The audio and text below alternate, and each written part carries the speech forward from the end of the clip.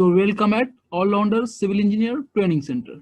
इस online video course में हम लोग कंस्ट्रक्शन ड्राइंग को रीड करने के लिए सीखेंगे, स्पेशली स्ट्रक्चरल ड्राइंग।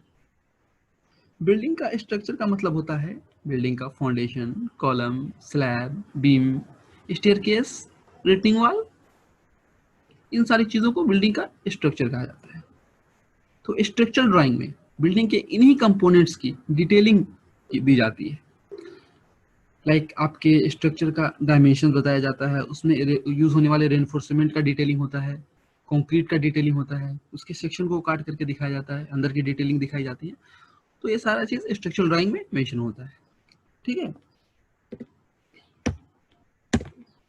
हमारे पास अभी स्ट्रक्चरल ड्राइंग है जो G+2 बिल्डिंग का, यानी कि ग्राउंड प्लस 2 स्टोरी, यानी ओवरऑल 3 स्टोरी बिल्डिंग का कंप्लीट स्ट्रक्चरल ड्राइंग है, जिसमें सबसे पहले जनरल नोट्स दिया जाता है। किसी भी स्ट्रक्चरल ड्राइंग में 1-2 पेज का जनरल नोट्स होता है, जिसमें ड्राइंग जिस स्टैंडर्ड को फॉलो करके बना है वो दिया जाता है। इसके अलावा क्या स्टैंडर्ड फॉलो करना है कंस्ट्रक्शन कराने के दौरान, इन सारी चीज़ों को जनरल नोट्स में दिया जाता है। तो ड्राइंग को रीड करने से पहले आपको ज़रूरी है कि आप जनरल नोट्स को प्रॉपर तरीके से रीड कर लें, ताकि आपको ड्राइंग रीड करने में और उसके अकॉर्डिंग वर्क कराने में ईजी हो। ठीक है, जैसे कि अभी आप यहाँ पर देख पा रहे होंगे, एक स्टैंडर्ड कंक्रीट के बारे में क्या बताया है कि concrete quality shall be complete with IS code 456/2000। तो मतलब कह रहा है कि कंक्रीट का जो क्वालिटी मेंटेन करना है साइट पर, आपको उसको IS कोड 456/2000 के अकॉर्डिंग ही मेंटेन करना है। तो एक स्टैंडर्ड हो गया। ठीक है, इसके अलावा यहाँ पर एक चीज और देखें, यहाँ पर आपको कवर के बारे में बताया जा रहा है कि आपके बीम में 30 mm का कवर लेना है, कॉलम में 40 mm का, floor, slab and staircase में 20 mm का कवर लेना है, फाउंडेशन में 50 mm का कवर लेना है। कवर क्या होता है आप में से बहुत सारे लोग समझते होंगे, और जो लोग नहीं भी समझते हैं तो उनको भी वरी होने की जरूरत नहीं है। जब हमारी कोर्सेज आप ज्वाइन करेंगे तो उसमें सारी टर्म्स ड्राइंग को बताने के साथ साथ जो जो टर्म्स आ रहे हैं, जैसे लेआउट टर्म्स आएगा, लेवलिंग टर्म्स आएगा, तो उन सारे का कंसेप्ट जो होता है वो भी आपको बताया जाएगा। ठीक है, तो ये पहला ड्राइंग जो है, ये यहाँ पर आप टाइटल बॉक्स में देख सकते हैं इस ड्राइंग के बारे में। क्या इस ड्राइंग का क्या नाम है? Footing layout plan. Footing building का फाउंडेशन का एक टाइप है। ठीक है, तो यहाँ पर जिस ड्राइंग को मैं रीड कर रहा हूँ, यहाँ पर फुटिंग फाउंडेशन यूज हो रहा है इस साइट पर। ठीक है, तो ये आपका फुटिंग फाउंडेशन का डिटेल है। खास करके इसमें आपको लेआउट कैसे करना है, यानी आपकी फुटिंग का लंबाई चौड़ाई कितना है, कौन से ग्रिड पर आपका फुटिंग है, एक फुटिंग से दूसरी फुटिंग का बीच का डिस्टेंस क्या है, इन सारी चीज़ों को बताया गया है। बट इसमें फुटिंग का डेप्थ कितना है, जमीन के अंदर कितना डालना है, ठीक है, इसमें रेनफोर्समेंट किस डाय का लगेगा, क्या स्पेसिंग एक स्टील से दूसरे स्टील के बीच का होगा, ये सारी चीज़ों को नहीं इसमें बताया गया है। इसके लिए हम लोग दूसरा ड्राइंग देखेंगे, ये वाला ड्राइंग। इसमें आपकी फुटिंग के डेप्थ के बारे में बताया गया है। देखो डी से शो किया गया है डेप्थ को।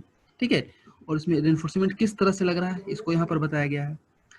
इसके अलावा अलग अलग फुटिंग, जैसे आप वहाँ पर 2-3 तरह का फुटिंग देख रहे होंगे, F1, F2, F3, तो इन सब में स्टील, इन सब का डायमेंशंस कितना है, इनका मोटाई कितना है, इसमें रेनफोर्समेंट किस डाय का लग रहा है, क्या स्पेसिंग है, इन सारी डिटेल्स को इस ड्राइंग में बताया गया है। ठीक है, इसके अलावा अभी आप ये जो ड्राइंग देख रहे हैं ये कॉलम डिटेलिंग है, सॉरी कॉलम डिटेलिंग नहीं, कॉलम का लेआउट प्लान है।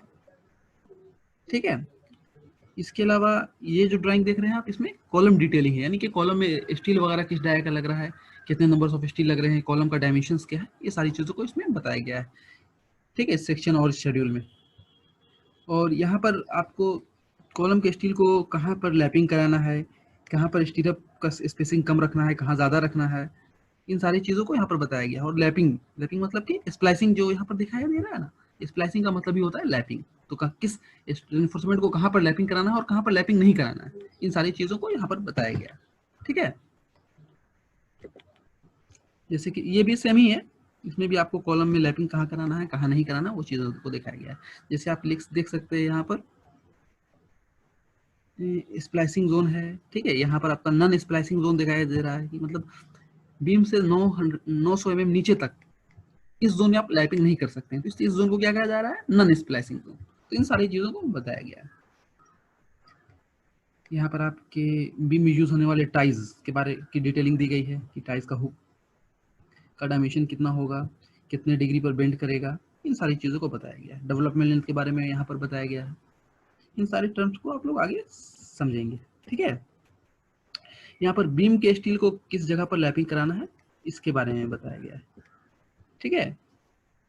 बीम और स्लैब के रिइंफोर्समेंट का इंटरसेक्शन कैसा होगा उसके बारे में यहाँ पर बताया गया है, ठीक है। यहाँ पर कॉलम और बीम का इंटरसेक्शन अलग अलग पॉइंट्स पर किस तरह से होगा उसको बताया गया है।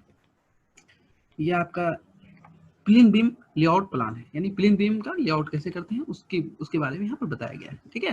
कि एक इस बीम से दूसरे बीम का सेंटर टू सेंटर डिस्टेंस कितना होगा, इन सारी चीज़ों को बताया गया है, ठीक है। इसके अलावा इस बीम का डिटेलिंग, यानी इसमें इसका बीम का डायमेंशन कितना होगा, इसमें रेनफोर्समेंट किस डाई का लग रहा है, कितना नंबर ऑफ रेनफोर्समेंट लग रहा है, ठीक है। इन सारी चीज़ों को बताया गया है।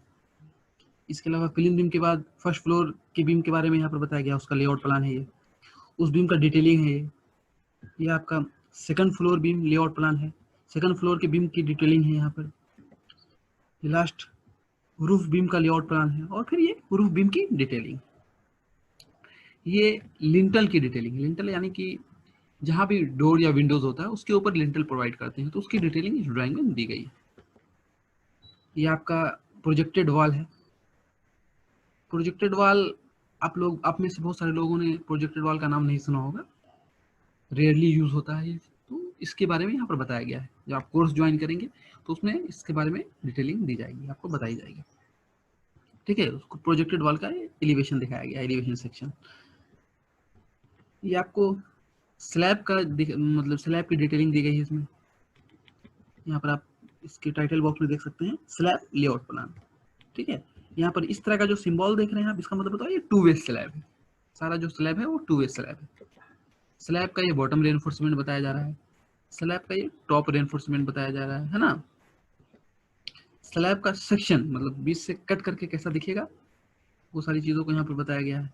ये आपका स्टेयरकेस का डिटेलिंग है, ठीक है। बिल्डिंग के सबसे ऊपर में ट्रस प्रोवाइडेड है, ठीक है, तो ट्रस की डिटेलिंग यहाँ पर है। ट्रस के अलग अलग कंपोनेंट्स के बारे में बताया जा रहा है, ठीक है। और लास्ट में आपकी बिल्डिंग्स में किचन में रैक होता है जिसके ऊपर गैस वगैरह रखते हैं, तो उसकी डिटेलिंग, उसमें स्लैब का क्या डायमेंशंस होगा, रेनफोर्समेंट किस डाई का लगे, सारी चीज़ों को इसमें बताया गया है। तो हम उम्मीद करते हैं कि आपको ये कोर्स पसंद आएगा।